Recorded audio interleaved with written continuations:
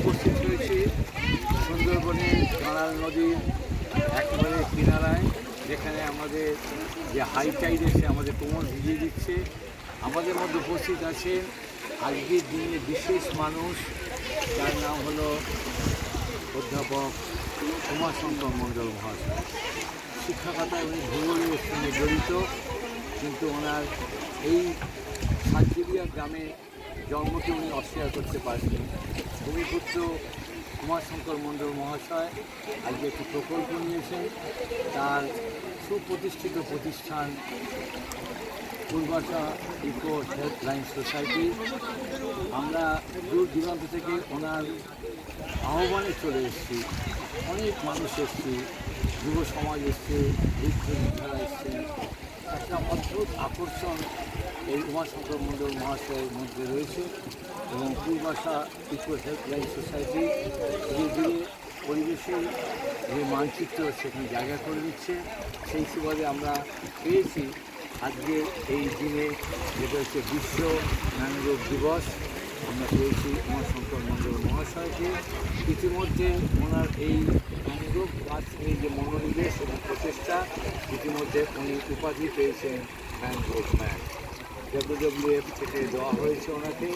এবং আমরা গর্বিত যে আজকের এই বিশেষ দিনে ওনাকে কাঁড়াল নদীর জলেতে হাঁটু দিয়ে একটু কথা বলা বলুন।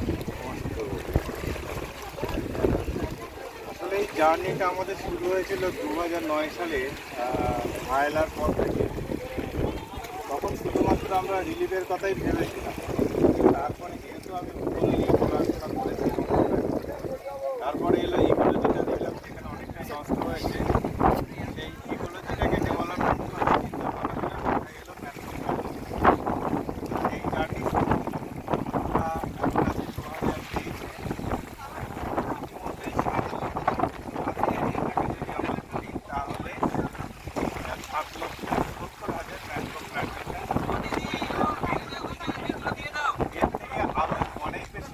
প্ল্যান্টেশন হয়েছে, কারণ প্রথমে যেগুলো লাগানো হয়েছিল সেইগুলো শীত পরে পরে আরও অনেক বেশি প্রোটেকশন হয়েছিল, জায়গাটা আরও বেশি অনেকটা রিস্ক হয়ে গেছে।